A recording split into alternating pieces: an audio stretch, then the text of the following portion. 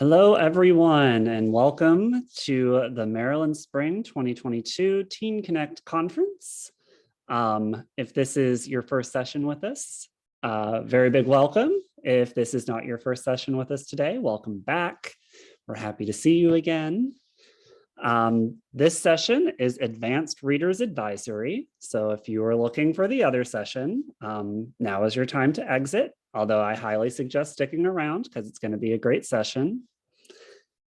Today we have co-panelists Sharon Lanasa from Anne Arundel County Public Library and Britt Presley from Calvert Libraries. To read their full bio, please go to our Teen Connect website. My name is Isaiah West. I am going to be your Zoom host, Zoom MC, whatever you would like to call me for this session.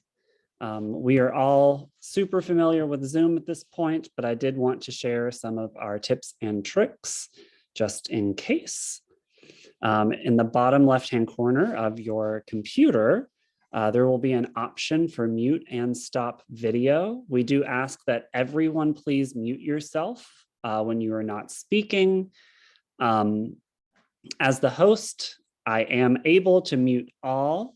But if I have to mute all, I will also have to mute our amazing co-panelists, and that can get confusing. So just please be aware of whether or not you accidentally unmute yourself, because we don't like to hear all the rattling and talking and chatter, all that stuff.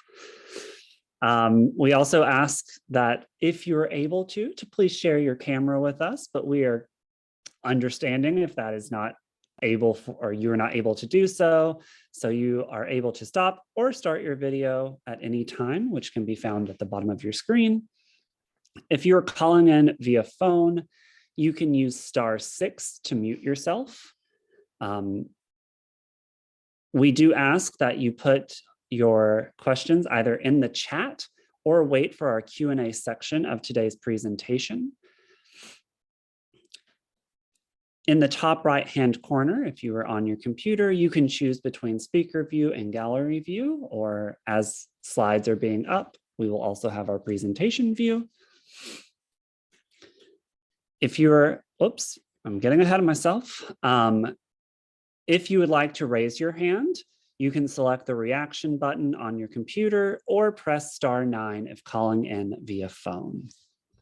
If at any point you experience tech issues, please share in the chat and someone from the planning committee will assist you as soon as we can. While we are still getting started, we ask that you fill out the sign-in sheet with your email, which has been shared in the chat and will continue to be shared in the chat throughout the presentation. We also ask that you put your name and library in the chat so we can all get to know each other. After this session, CE forms, an evaluation, and a recording will be sent via email.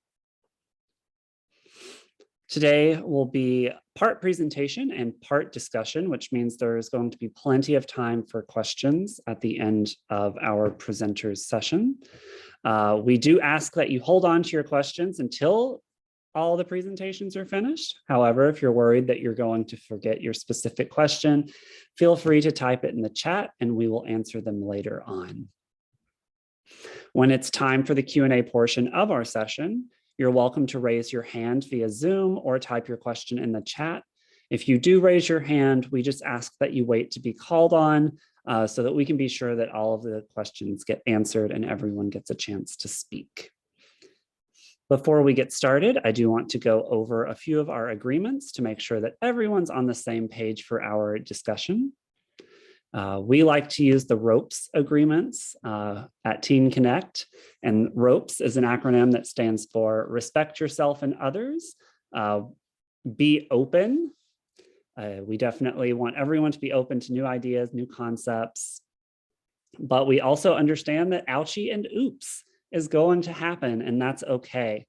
If you say something and it was an oops moment that landed wrong, we acknowledge it, we learn from it, and we move on. The P stands for participate and pass.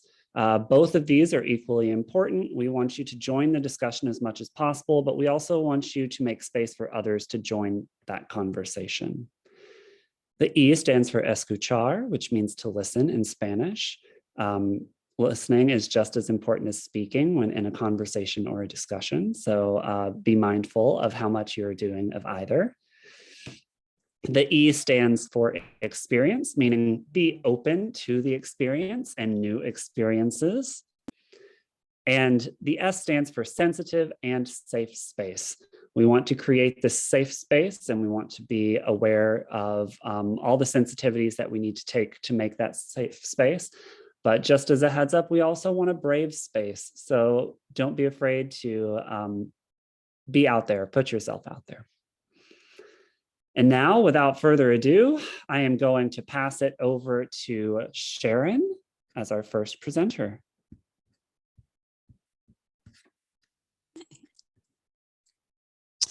And hello, I just suddenly went to gallery view and I was like, whoa, okay. So as they said, my name is Sharon. I'm coming to you from my work pod at Odenton Library in Anne Arundel County. And I hope that this will be a very chill, relaxed, and engaging session that kind of goes outside the norm of traditional advanced readers advisory.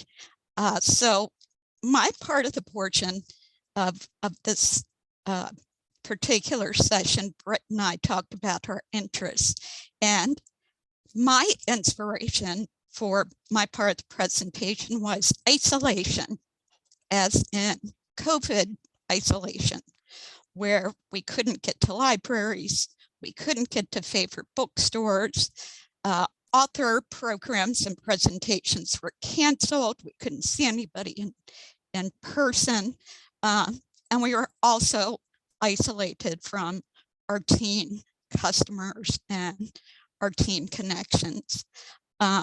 So as a librarian and a reader, I was looking for new ways, not only professionally for the profession of vocation, but also for myself to find new ways to keep up with new and upcoming YA books, and also find outlets to connect with YA book people. And as so many authors, as I said, were starting to move to virtual outlets like Zoom and Instagram and Twitter, and in some cases, Facebook, just looking for ways to connect in this new way to connect that is now just, it's its own verb, Zooming. Connecting with readers, school students, librarians, media specialists, and each other. So I started to look up some of my favorite YA authors, and then the process finding new authors and seeing what they were up to in this new environment. So one great thing that happened is that a lot of independent bookstores, especially in this area in the DMV, started to connect with their customers and new customers as well. And authors were coming in to do a lot of presentations. So that was one important and still valuable readers advisory resource that I use even now. And please, if you have other favorite places, social media, bookstores, libraries that got you through or that you want to recommend, please, please, please do that. This is to get information and crowdsource in our own way here. So some of my favorite independent bookstores that really had some outstanding author presentations and virtual book clubs, especially for the YA audience. Loyalty Bookstore, that is out in Montgomery County in DC. Hannah, who's the owner, is spectacular.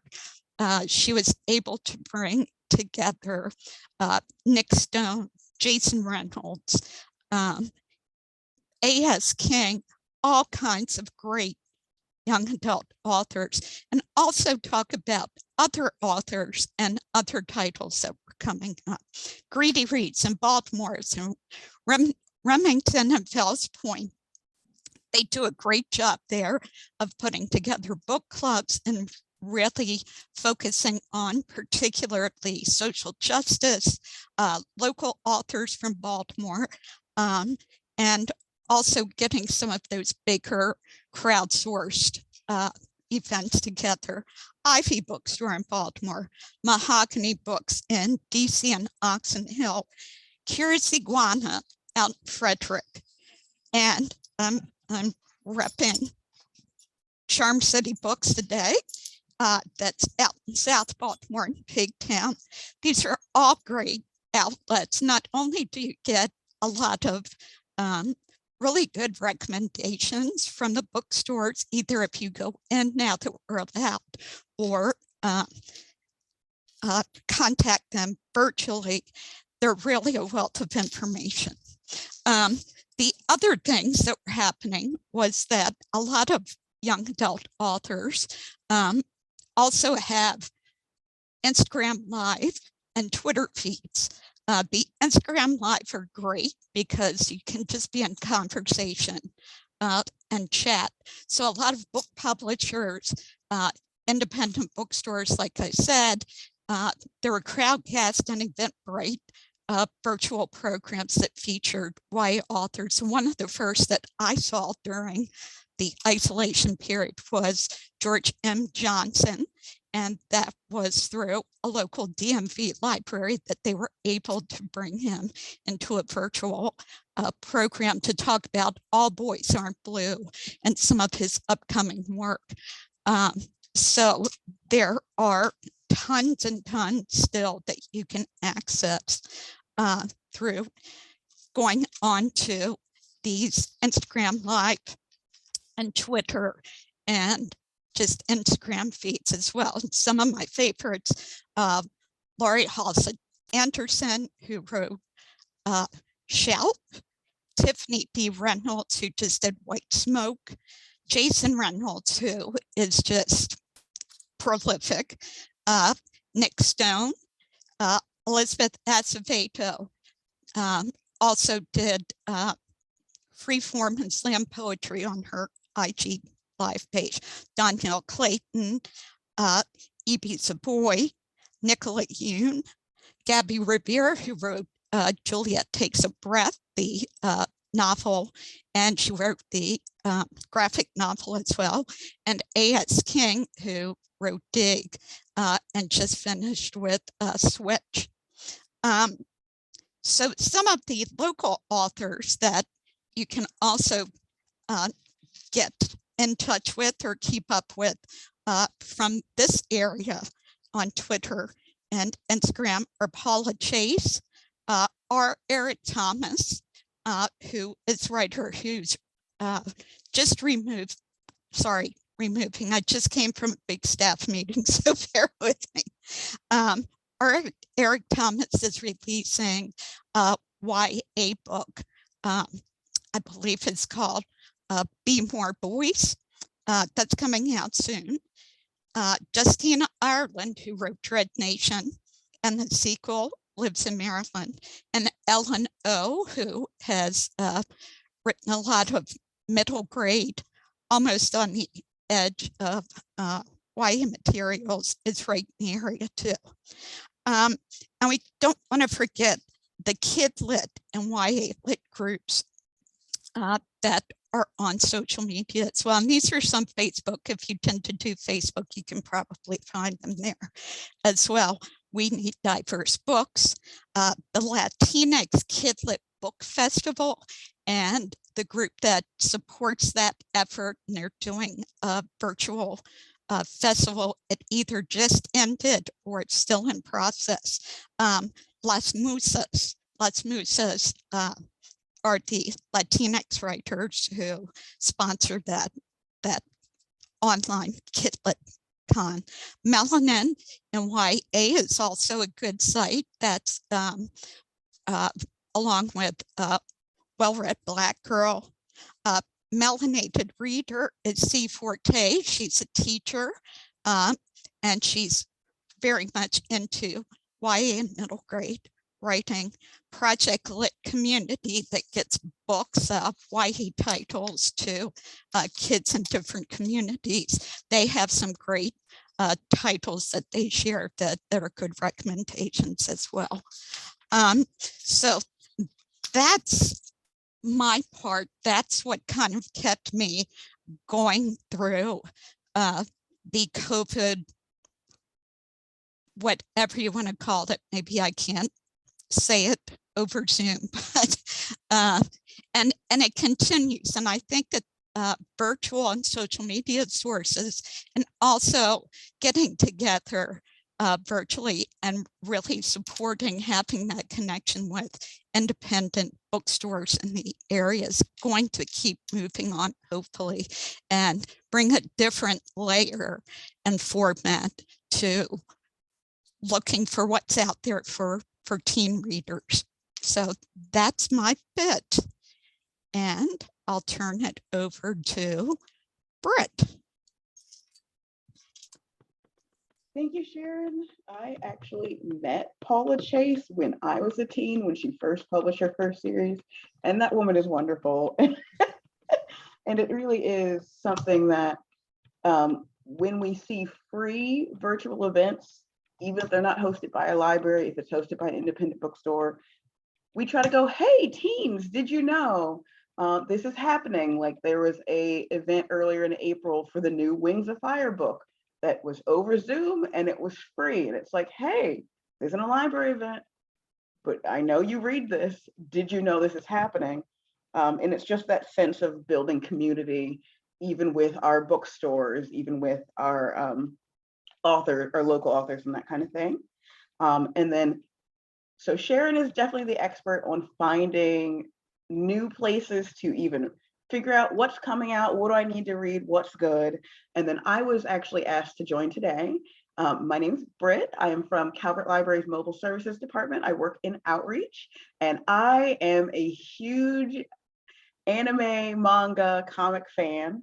And I wanted to bring up a little bit more about these, not as much niche anymore, but for most people still considered fairly niche genres. A lot of people get intimidated by them, and you really don't have to. I think a lot of people are comfortable if it's like, oh, you like comics, here's Spider-Man, here's Superman. Oh, you read manga, yikes, let me go get someone else to help you. And that should not be our response. It's very easy to just have things in your back pocket, to just get someone started, because you never want to be like, oh, well, the person that reads that isn't working today, so I guess I can't help you. You never want to completely send someone away without something. So very quickly, I'm going to talk a little bit about light novels and manga, just what they are and how you can get started on recommending these to people. For one thing, because this is in person, I thought it would be very nice. I just have my manga. So first off, the one thing I know is very intimidating for people is that this is read from right to left, not from left to right like a regular book. I don't know if for you this image is flipped, but I have a book here that is read from left to right so that you have a good visual difference. Yes, I know. I love this. I love this so much. Way of the House Husband is one of my current faves. Definitely recommend to everyone. Compared to this, which still, if you look at it from a distance, you probably think, oh, that's anime, right? Joke's on you. It's just a book. It reads from left to right. This is a light novel. Both of these are then translated works that were brought over by different publishers and translated to English. So you're going to probably get these. Some of them, the big ones, might come through your regular publishing houses that you're ordering stuff through, but sometimes you might have to reach outside the box if you're not already getting things from, say, for example, Seven Seas. You should be. They have some of the best-selling titles out there. So you might have to look at, oh, does Ingram carry these? What do I have to order these directly? That's for whoever's doing your cataloging to worry about. If that's you, You might have to do some research. So just to get started, the main thing to know is a lot of these genres are the same as what kids are reading in YA. They might want a thriller, they might want a horror, they might want something about sports. That all exists in comic format with its own tropes then following. It's not as intimidating as it seems when you realize it's the same genres. There's romances and mysteries. And it's just getting to know your titles.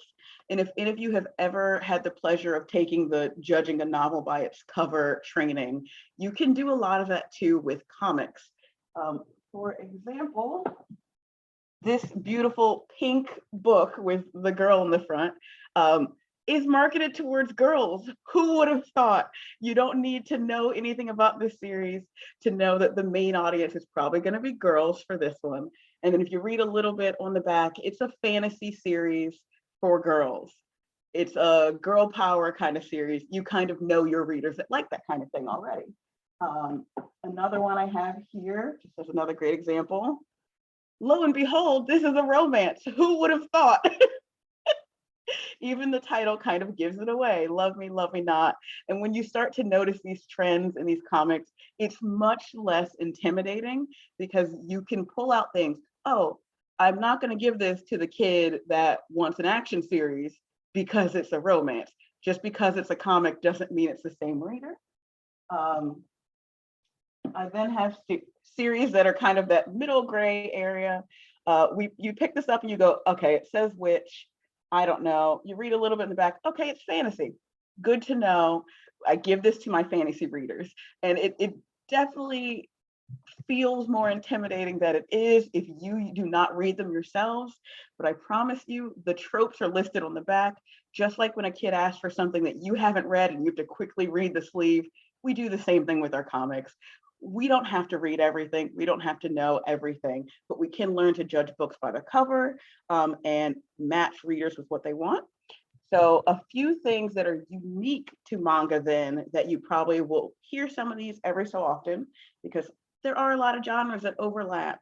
If you see a detective, it's probably a mystery, that kind of thing.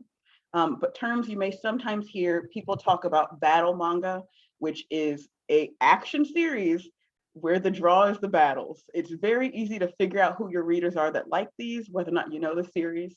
But that is a genre you don't really see outside of comics very often. Like you don't read a novel where every other chapter is they're just punching each other, but that happens in comics. We've also seen the isekai genre has gotten huge. There are so many isekai. There are too many isekai, depending on who you ask. And all that means is typically a character from one world is plucked and put into another. So for those of you that read a lot of speculative fiction, this is a niche genre of speculative fiction in the comic world. What would I do if I woke up in insert whatever here? That's all these are. And again, you know your readers. And when they describe one of these stories, it's easy to find them their second because they have the same tropes they share back and forth. The second you read a kid from normal day Tokyo wakes up in fantasy, you know what it is. You know who to give this to you, who to give this to and who will enjoy this kind of thing. Another thing, Jake said never too many isekai. I beg to differ. Another very niche thing you'll see in manga a lot is the idea of living in a video game world. This is like the Ready Player One of comics, where the focus of the entire story is this video game world versus the real world, that kind of thing. One of the ones I picked up, this is one of the old versions of that story. I doubt any of the kids nowadays read this. I got this when I was in middle school, still have it. But the whole idea, it's classified as both sci-fi and fantasy if you look at like the record, which gives you an idea. Okay, the sci-fi is because it's the video game. The fantasy is because it's a fantasy world inside the video game. If you read a little bit about it, oh, she's playing the world, the online fantasy game. It kind of gives it away very quickly. And you, again, when you know your readers, you don't have to have read this book to know, okay, you were talking a lot about that. Try this one next. It has a lot of the same buzzwords you have there. And those are very unique to manga and light novels. You don't really see those in other genres very often. One other thing I wanted to touch on, we have very different rating systems for comics depending on the publisher. So it's not always easy to figure out the appropriateness of a manga or a light novel, depending on who publishes it. Some of them will have recommended, like this one says recommended ages 13 and up. This one says rated T+, which means older teen. You then have to go on their website to know that means recommended 16+. This one does not have a rating on it. So you would have to do a little bit more research if you're worried about appropriateness of the subject matter. And another thing to know is because a lot of these are translated works, they're going to have different cultural ideas of what is appropriate for certain ages than what we might have in the West. So the idea of like fan service or things like that isn't enough usually to bump up a rating for something. And especially if you're handing someone a comic, which is very visual, and it's like, oh, there's a beach scene in this and all the girls are in their bikinis, but for some reason it's still rated appropriate for everyone, because that's not something that would affect the rating based on where it's coming from. And I have had that conversation with parents is, hey, like with the picture books, you just read it first. You decide if it's appropriate for your family. That is not my job. And the benefit for you, parent, look how quickly this reads. It's so great. Just look at the pictures. Yes, so someone mentioned in the comics, M rating is not something you'll see very often. You'll probably often see rated T or T+ for most things that we'll be purchasing for our audiences. M-rated comics, typically when sold in stores, are the ones that are sold sealed in plastic because they don't want you flipping through it in public because they are beyond inappropriate. So that's very rare to actually get that. I've seen a couple series in libraries that are rated M, and a lot of those, it means that there is either full frontal nudity or over the top violence beyond what is even allowed in these comics, which are already over the top all the time. And yes, if you see M, it also often means that's the audience it's for. This is written for adults. So take that as you would with anything else. With our adult comics, we have Western comics as well. You can give Superman to most people. Some might be more violent than others, but there's not a Superman that's rated M. If you pick up Saga, on the other hand, you might not want to give that to everyone. It's a great example because literally one of the, I might have it, but either way, one of the front covers of one of the comics has a woman breastfeeding on the front, which tells you everything you need to know. Many people will not be comfortable with this being handed to their teen. And like with, you know, I don't care if the teen picks it up. Am I going to recommend it to the teen? Probably not, because we're not policing what they read. But I will probably not recommend it to most people unless I already know that that's something they're comfortable with. The other thing I wanted to bring up very, very quickly about light novels. I have a couple here as an example. All three of these are light novels, and they vary wildly in size, in shape, and in length. So it is something that when you are recommending these to people, it's very nice because these are made to be quickly read. Some of them are even shorter than what we consider a novella in English, which is like 50,000 words, I think, or 30,000 words. Some of them are even shorter than that. So if you have your reluctant readers that want to read something besides comics, light novels are a great thing if you have them available in your system to recommend, because they're not intimidating to hand to a kid. Like you hand this to them, they're like, oh, I could be done that tonight. Like this isn't a big scary book that they're not sure about. The other thing that's unique to light novels that I don't see in many other things, most of them have illustrations in the middle. So yes, this is just a book that you read like a normal left to right book, but every so often you come across a picture that kind of grounds it very heavily in anime. So for your comic readers, your anime lovers, this is another way to get them into books that aren't fully pictures, but hey, do sometimes have pictures. And that varies depending on the publisher. Some of them will only have like one or two, but almost all of them have them nowadays. It's just become a staple of the genre. And that's also another reason you might see different ratings on these. if the illustrations are like fan servicey or anything, you might see like a teen rating for that, even if the content of the book is just, oh, witches are doing magic, it's generic fantasy, things are happening, there's nothing too obscene going on. And I have my notes I sent along to Carrie, hopefully that everyone can get a copy of, because it just has a couple links that I love that are like Book Riot's collection of top 50 most recent like published light novels or manga. So that way you can get an idea. They break down a lot of different genres, what's trending in those. You might have heard of One Punch Man or My Hero Academia, but not know what those words mean.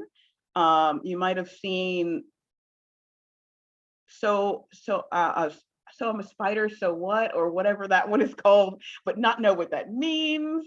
And you don't have to know what they mean if you have these resources in your back pocket, something you can refer back to later. I also love to point out, not all, but light novels also are the ones that have the way too long titles. My Next Life as a Villain is All Routes Lead to Doom. That is a title, all right, volume number 9.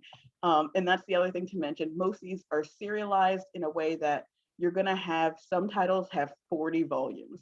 Yes, the volumes are this short, but there are 40 of them. So if this is something, oh yeah, I Want to Eat Your Pancreas, that is on my list. I have not read it yet. They have very weird titles, and it's not just because of how they were translated. It's just part of the genre. Because they're serialized, this is something you're adding to your collection, you might want to consider, oh, well, maybe we'll only get the first 5 because if it's not popular, why would I buy 40 of these, that kind of thing. And finally, a lot of these become popular because they are huge media conglomerates.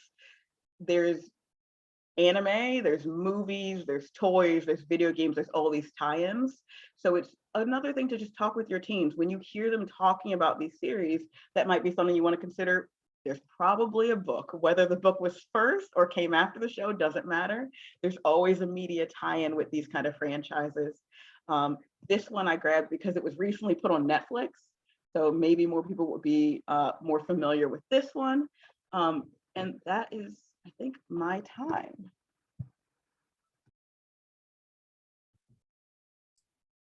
Thank you both so much. I just wanted to jump in. I felt I felt like a failure for a minute because you have your beautiful bookcase back there, but I just have my phone. I have my phone, and I just wanted to share that on Instagram. This is George M. Johnson's Instagram feed. I am George M. Johnson. And he has announced today is the 2-year anniversary of writing All Boys Aren't Blue. And he's going on tour, and he's going to be meeting with and talking to other authors.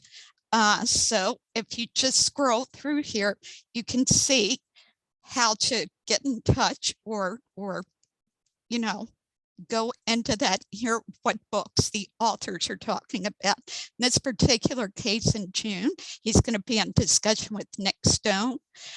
So that's just an example of way you can scroll through your phone or on your tablet to see what's coming out.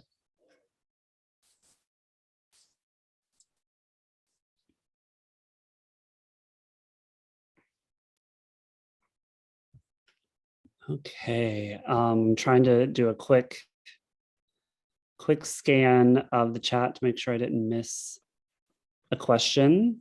I did see someone asked about classification, and our manga is just done as YAF graphic series title, same thing. We just shelve it differently. So we don't mix it in interfiled with the Western comics because the different size of publication means if you're looking for this on the shelf, either as a patron or a librarian, it's gone. You will never find that. So we classify them the same, but they're shelved differently. So they're in a different part of our library. because we have the benefit of doing that.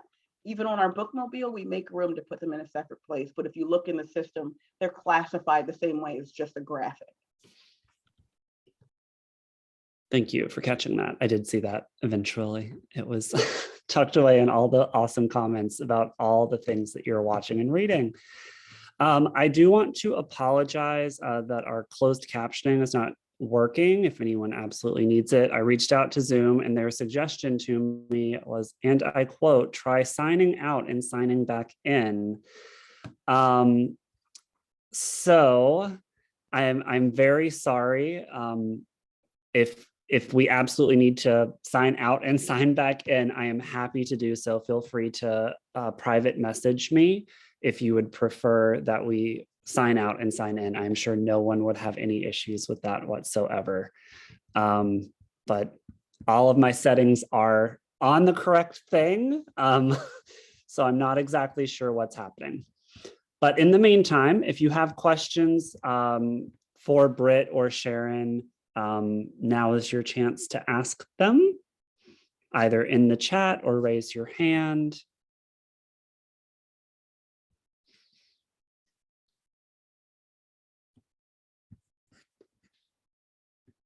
Kevin. You love this.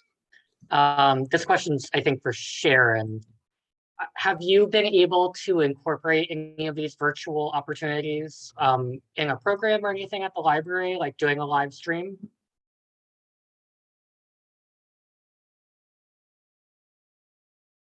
The unmuting. Yes, we have. And it's interesting because once I became an active or active Instagram follower, I started talking about things with A.S. King, who likes to be called Amy. And there is another librarian in the area that we were both talking to. And it was a discussion about teens being isolated and not being able to connect with each other. And she said, I want to go to your Teen Writers program.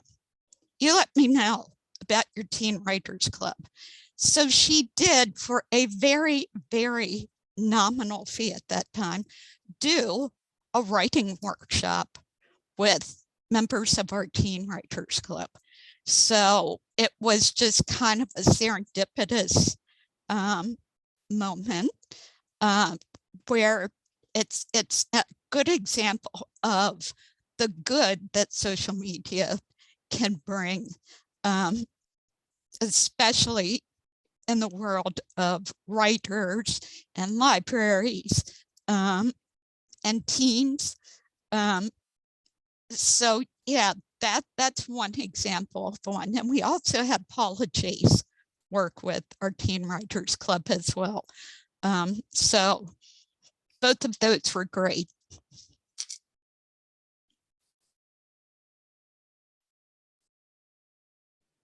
Thank you. I appreciate that.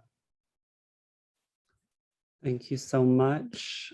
Goodness, my computer is just wigging out. Why are we? If you have any other questions, please feel free to raise your hand or type them in the chat. I think I will also probably save this chat since there's so many great recommendations coming through, and we can add it, either pull those recommendations and create a book list and watch list, and add that to the resources for this session. One quick thing I wanted to add too, because Britt so eloquently brought up, it's free. You know, these are free advisories that you can get straight from authors and straight from bookstores.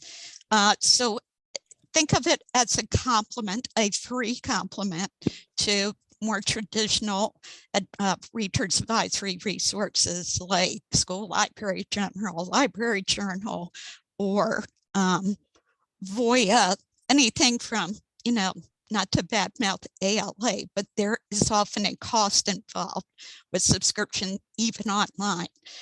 So these are good supplements and a way to get a feel for the authors as well. And they're very generous people. So another way to build relationships with authors that may turn into programs or virtual events.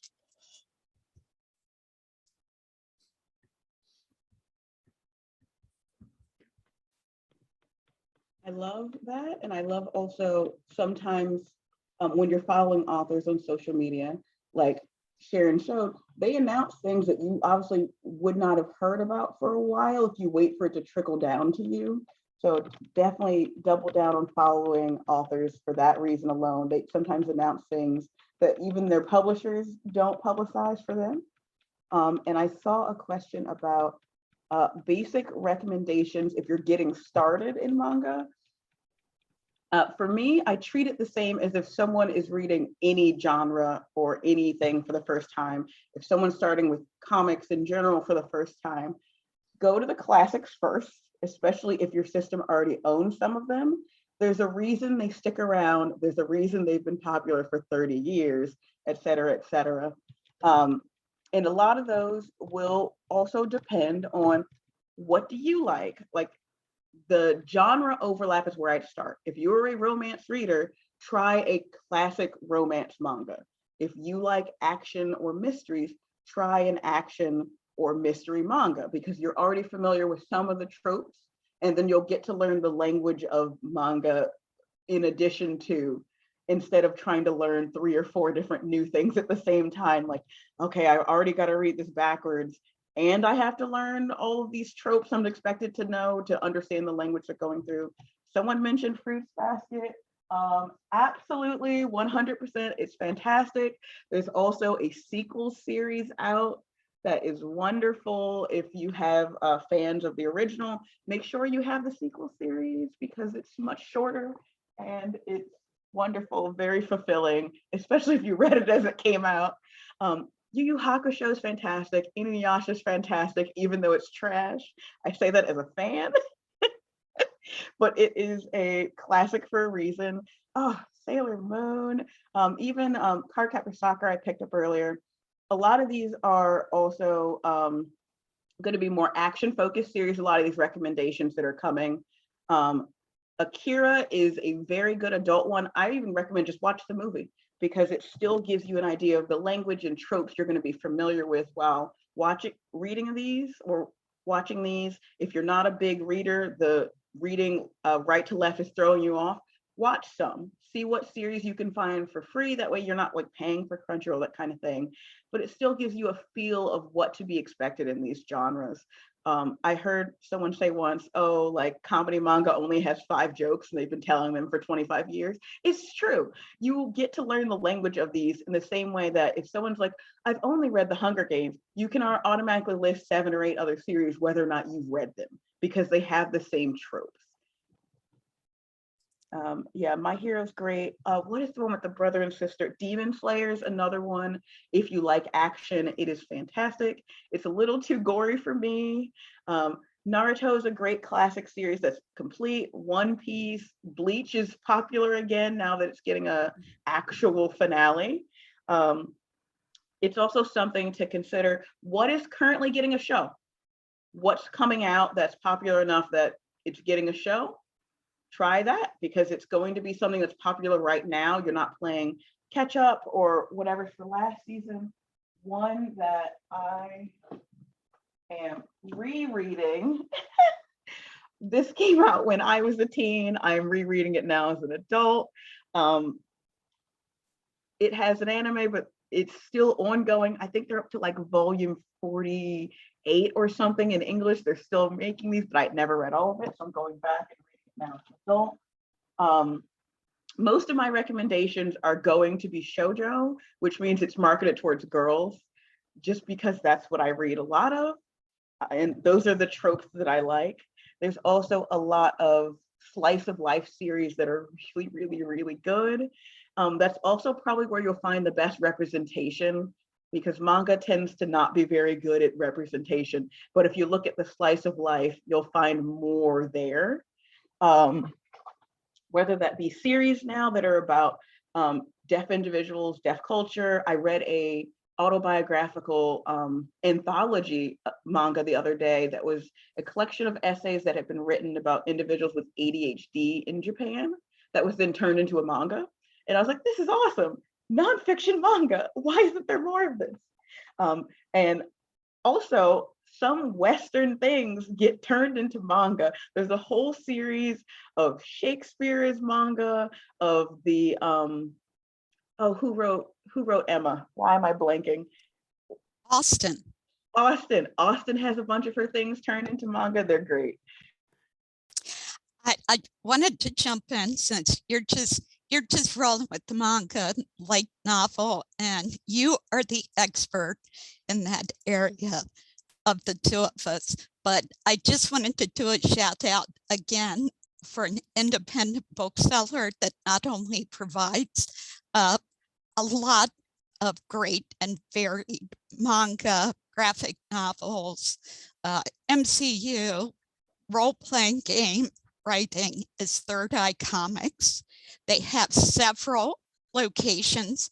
They not only have all of this wonderful work, but they are some of the best resources and giving suggestions and explaining genres and tying it in. They are phenomenal. So there's one in Annapolis. I know that there's one, I believe, in Lexington Park. And there was one that was open in Delaware. And if anybody knows one I'm missing, let me know. But they are great. And they do have an online presence too. So reach out to them. I definitely second them. They're amazing. They also love to participate in Free Comic Book Day. So if that's something that you're interested in, they're a great resource. Jake, you have a question. Yeah, I was curious, Britt, light novels, what type of readers or manga fans do you think might gravitate to light novels? Because I think it offers a different reading experience from manga. So I was wondering, like, when do you pull that out as a recommendation to someone? Typically, they're the ones for me that either it's the two extremes. It's your reluctant readers that are turned off by reading right to left but are huge anime fans, or it's your extreme, I've read everything, what do you have for me readers? It's those two extremes for me that I would recommend light novels to. The ones that have already read everything, you have nothing I've never read, I've read everything. Oh, probably haven't read this. There's 38 of these. We found something you haven't read yet. And our reluctant readers that will not read a manga because this is backwards, what is this? This is weird. But they're super into Naruto and Bleach and all these other things, might check out a light novel. And again, because of the size of them, it's much less intimidating for our reluctant readers. Even the ones that are small, sometimes the font size is small, so like whatever, it evens out. But sometimes you'll notice like the spacing is even huge. There's not that many words on a page, which is great. Also, I also love the comment that you need to do real reading. Comic isn't real reading. This is a great in-between for the kids. They're like, well, I want to read something that's anime, but I'm not allowed to read manga because my mom says I read too many not real books, which I have opinions on. However, that is a good in-between for those readers. But really, any of your kids that say the word anime, be like, well, have you read a light novel? Just throw it at it and see if it sticks.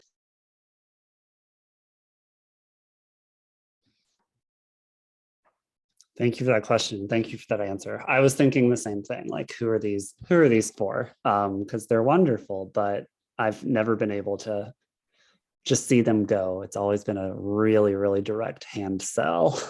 Yes, it is harder to sell. as I think an entry for many kids. I think it really is our anime watchers. Well, yeah, you've seen the show, but do you realize there's more details in the books? It's the same way that, oh yeah, you saw the Percy Jackson movie, but have you read the books? Because it's an entirely different situation. And I'd agree with that. They definitely have a shorter shelf life than manga. Once the hype is down on the series, they stop publishing them. And sometimes they'll get both, where you'll have both the manga and the light novel, and you might see the manga fly off the shelf and the light novel sit there. And that's definitely something I think comes more in waves than other things.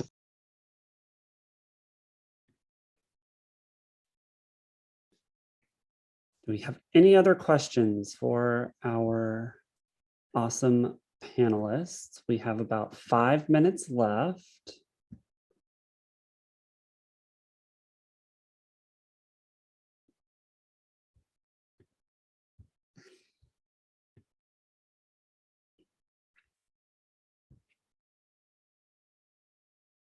Do we have any general advanced readers advisory questions that we just want to throw out into the void and see if someone grabs it?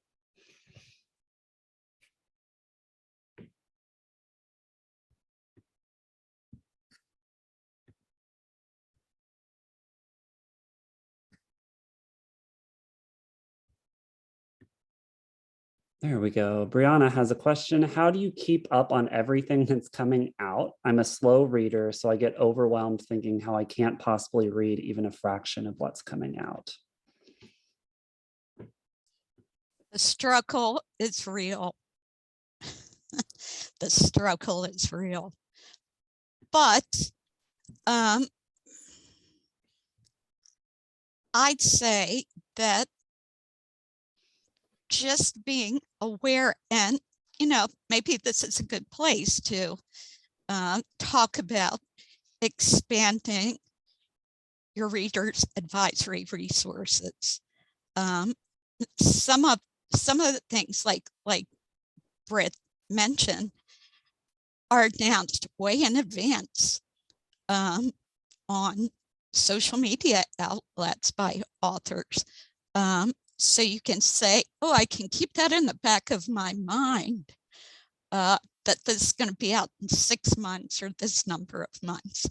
And the other thing is you can't read all the books, but you might talk to other people and your staff or your other community of readers that you commune with, to see what they're saying on social media or in Library Journal or Publishers Weekly or something from Barnes and Noble or any kind of resource, and maybe just get a taste of it.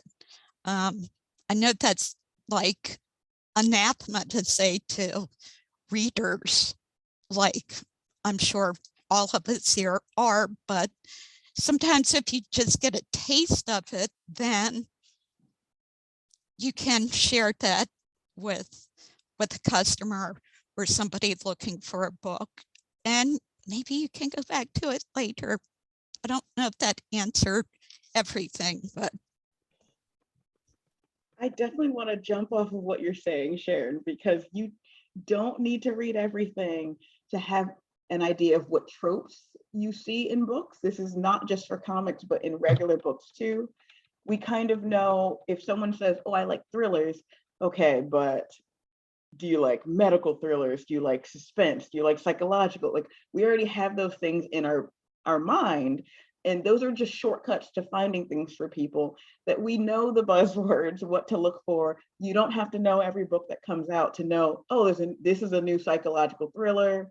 Everyone's talking about it. It's on Oprah's book list. Try this. Because no, you can't read everything. It's impossible. There's too many books and they need to stop. I agree.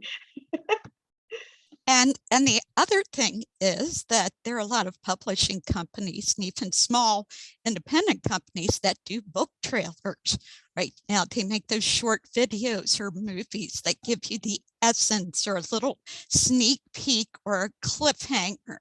So those are also things that you can kind of run off of if you have somebody come in and say, oh, I love this series.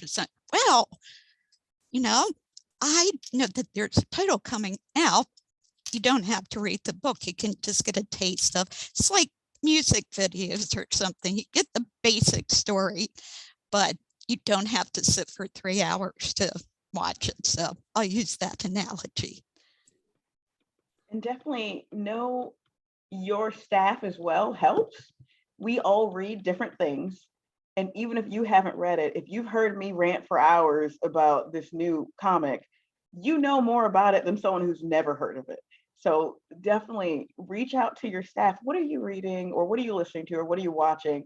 And when they have they're gushing about something or something, just keep that in your back pocket, because you don't have to know that much to sell things to people.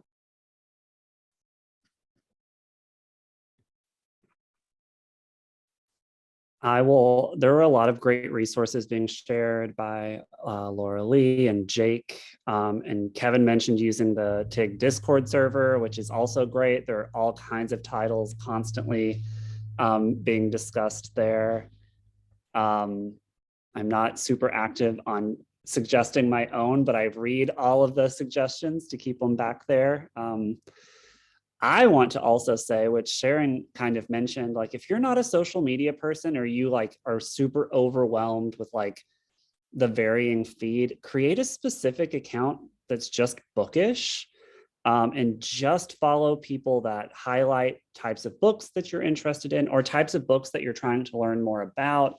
Follow authors that you really enjoy, or your teens really enjoy, because they typically cross promote with authors that write a lot like them or similar to them, or were in their like debut cohort with each other. It's just such a great way to kind of minimize your feed. I do it so that I can just kind of drown out some of the noise from all the other places. Like, it's weird when you're scrolling through and you read the news and you rage for a few minutes, and then the next thing is a book that you really want to read. And it's like my emotions are flooding all over the place. But I highly suggest using social media for that. Even if you're not on social media, as a personal thing, like if you want to go and just consume bookish social media, it's a great way to use it. Yeah, Pinterest, Bookstagrammers are a great thing. They bring beauty to the world. So, and TikTok, if you're wanting to know what's trending in teen life, Book Talk is a thing. Book Talk is not just new titles. Titles have been dredged up from 20, 30 years ago. It's wild, the things that teens think that they have discovered. I once had a teen come to me and my colleague and say they discovered this awesome new band, and it was the Red Hot Chili Peppers. I just wanted to add, because this was yesterday, so this is in my head and living there rent free. I had a teen come on the bookmobile yesterday, who's one of my teens that hangs out at the stop the entire time the bookmobile's there, and the entire time she's pulling new books off the shelf and just talking, reading through them to see what she wants to take home, because she's read everything and she's trying to find something new. And she's like, have you heard of Nancy Drew? I think these books are like 40 years old. And I was like, oh, sweetheart. Oh, do I have news for you? Oh, that's great. Teens are so much fun. I saw something, sorry about that, real quick. I think it was Brianna asked about librarian Instagram accounts or library accounts. I'll just give a shout out to Anne Arundel County Public Library, AACPL. They have 2 active things. I'm going to give a shout out to Laura Lee, who is one of our social media gurus at the library. We have an AACPL account. We have a Discoveries AACPL account. That's Discoveries at the mall in Annapolis. And Laura Lee and a couple of our other teen services librarians or teen interest have an ACPL teen Instagram as well that highlights some of the things that they highlight are new books, book covers, and things that are coming out. Yes, thank you. Yeah, follow those libraries. They also have great resources and recs. So we have gone over on time. So thank you all so much for this very robust discussion about all things books. A lot of manga too, which is great. It doesn't get enough love in other readers advisory conversations. So thank you very much to Britt and to Sharon and to all of you in the chat. I feel like we should also give like shout outs to Laura Lee and Jake, who were like constantly flooding with recommendations as well. I hope you all enjoy the rest of Teen Connect, and our next session is going to get started in just a couple of minutes.